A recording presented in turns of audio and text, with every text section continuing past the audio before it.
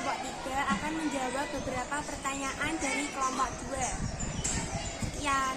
Nama saya Riki Cikalino Niko, nomor absen 30. Saya akan menjawab pertanyaan kelompok 2. Bagaimana cara mengurangi penggunaan sosmed?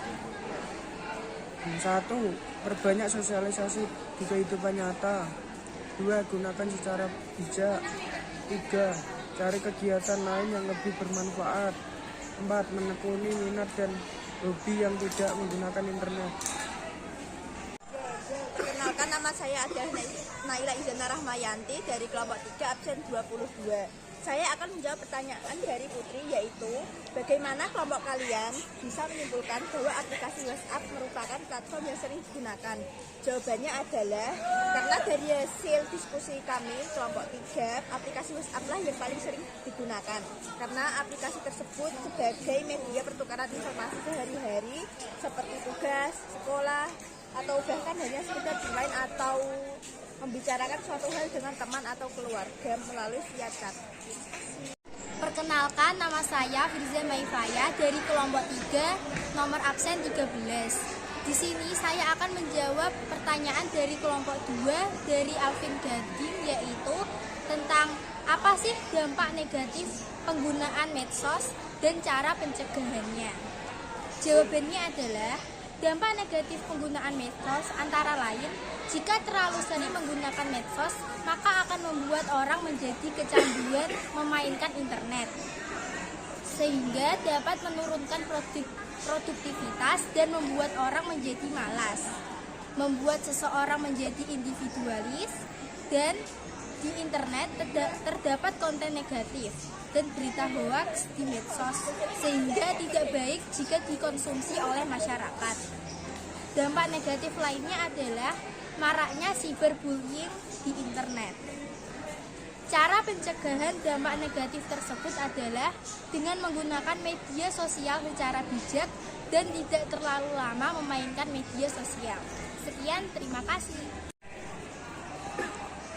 Perkenalkan, nama saya Sabian Anaf Syarif dari absen 31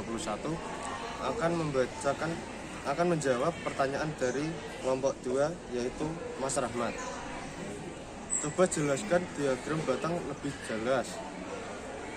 Maksud dari diagram tersebut adalah pada sumbu horizontal adalah daftar nama media sosial yang digunakan, dan pada sumbu vertikal adalah persentase penggunaan media sosial. Perkenalkan, saya Vera Rosida Maisaro, absen 34 dari kelompok 3, akan menjawab pertanyaan kelompok 2, yaitu pertanyaan dari Dwi Siva Kumaida. Yang pertanyaannya adalah, informasi apa yang sering dicari atau ditelusuri pemuda di zaman sekarang? Yang sering ditelusuri anak muda zaman sekarang? Jawaban dari saya adalah, faktanya anak muda lebih sering menelusuri informasi tentang video atau film terbaru yang bisa ditonton saat waktu luang, dan juga musik yang enak didengar. Sekian, terima kasih. Perkenalkan, saya Cornelia Bella Anita Putri dari kelompok 3 nomor absen 8 akan menjawab pertanyaan dari kelompok 2, yaitu dari Kak Ririn, tentang bagaimana sih mereka mengekspresikan suatu pendapat, apakah dengan berkomentar atau mengunggah sesuatu.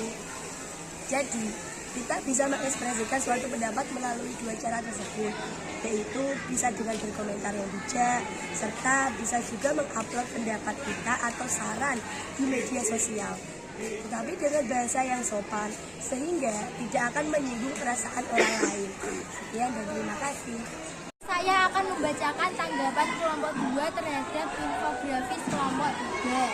Menurut kelompok 2, infografis milik kelompok 3 sudah cukup jelas karena didukung oleh penjelasan di setiap pembahasannya.